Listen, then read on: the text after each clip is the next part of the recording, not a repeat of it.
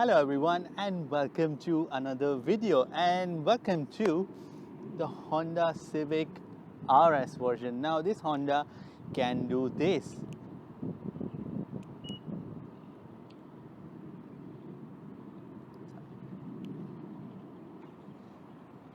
It can start with a remote control. Let me switch it off. And it can do a lot more. It drives like a gem. It is just fantastic. It is the most best car that I have driven by far, and it's got a 1.5 liter turbocharged engine, and it produces 180 brake horsepower, 220 newton meters of torque, blah blah blah blah blah. So many things are good with this car. I cannot wait to share a proper video with you. But there is another part where Honda is performing really well, and that part is the Formula One.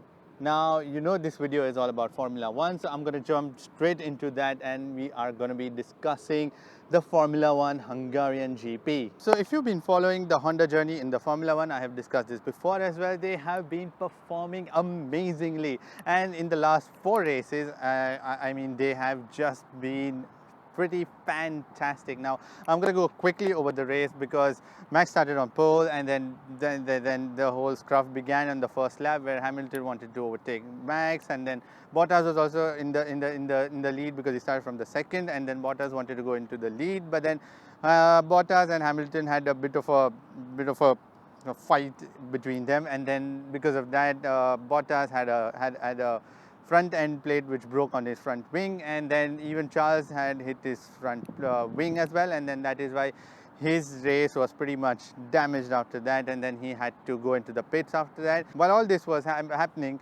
Max got a pretty clean run out of the first lap, and then he was trying to make a gap, and he was maintaining a 2.5 second gap, and then all was going well, and then Leclerc went into third place, and then Vettel went into the fourth place, and then the whole pack was following up. Even Carlos Sainz overtook Norris, and then he was up to the 5th position. After this, the first round of pit stops began, and then everyone switched on from the softs to the hard tires, and then Max also did that, and then also Hamilton decided to stay out for about 6 more laps, and then that's where he started pushing, and he was trying to overtake that 2-second gap that he wanted to cover up. But then that eventually did not happen. He came out again behind of Max.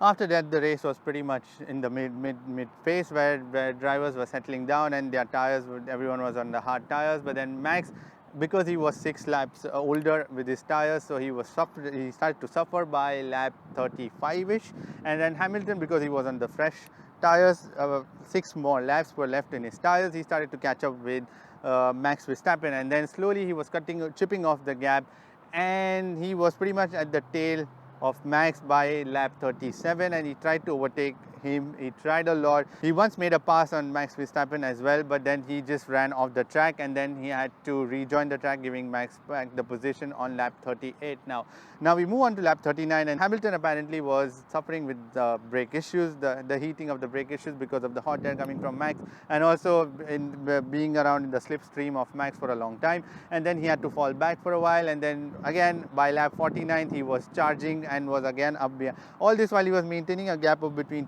2.5 seconds. The Mercedes were asking him to push, but then he said his tires were just not doing that, and then his brakes were also quite cooked. And then again lap 49 he again went for another overtaking maneuver, but then again he couldn't do that. Here's where the clever strategy happened. Mercedes surprisingly decided to pit Hamilton, and this was out of nowhere, pretty much out of nowhere, and they decided that we should just pit Hamilton because he'll just come back again 18.5 seconds out, but he'll sort of cover it up, not a problem, we'll push him. They must be discussing it, oh, we'll just push Hamilton, and then we'll ask him to do his job of pushing on fresh tires again.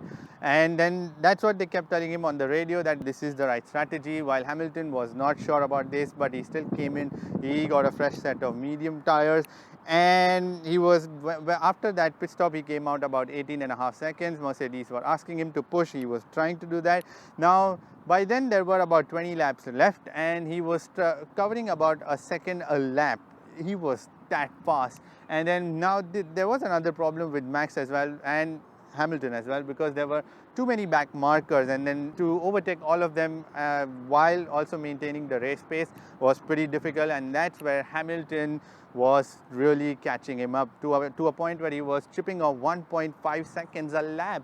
There was one point on the lap 62nd where the graphics showed that he was going to catch him 6 laps before, in just 6 laps, which is 2 laps before the race, and that eventually happened. And that was, to be honest, quite a sad moment for me personally, because I was supporting Max. I would admit that, because he was driving a race so well up till the 67th lap, and then on the 67th lap Hamilton decided to overtake him and he just went by. And then now Max's tires were already gone. He was complaining that there was no rubber left on his tires, and Max decided to do a pit stop and put on a soft, and then he did a fastest lap and he took an extra point for that on the 69th lap. Now on the 68th lap again, Charles, because he was on the medium tires, Vettel in between took a stop and went on the soft tires, went on and put on the soft tires apparently for maybe a fast lap, but then he was also catching up Charles, and then by 68th lap he was right behind his tail, and then he overtook him, and that was pretty much it. He went into the 3rd position, and Charles also, poor guy, just went into the 4th position, and in just 2 laps he was almost 9 to I think 10 seconds behind, and that was quite a slow lap in fact from Charles, and he was really suffering. That was pretty much the end of the race. Now let me tell you the entire grid order that finished from 1st to the 20th. It was Hamilton, Max, Vettel, Leclerc, Science, which is for McLaren, and McLaren have been doing their job so well. That is, they are just leading the pack in the midfield now from nowhere, and they've been performing so well.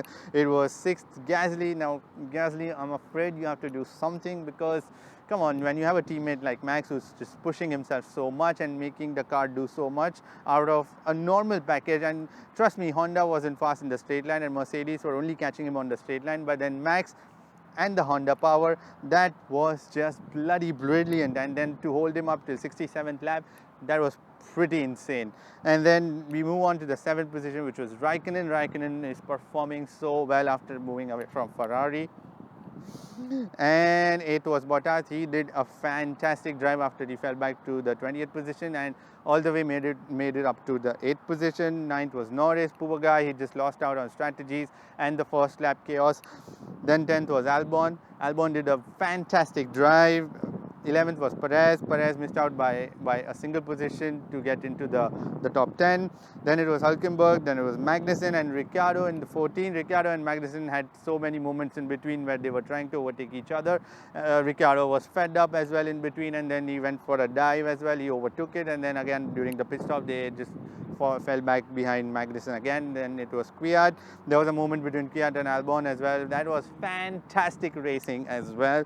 Then there was 16th Russell. Now Williams have had the best, I think one of the best finishes during this season, and 17 was Stroll, 18 was Giovinazzi, 19 was Kubica, and 20th was Grosjean, who just did not finish because something broke down on his car on the lap 67th or 68th, and then he couldn't make it, unfortunately. Otherwise there would have been 20 drivers who would have finished the race completely. Now the top drivers for this race were obviously Max Verstappen, Hamilton, Bottas, and Ricciardo, for a fact that he was just overtaking people in the mid field and during the mid race as well, because a lot of the overtakes we did not see him, sadly, but then he was driving it so well.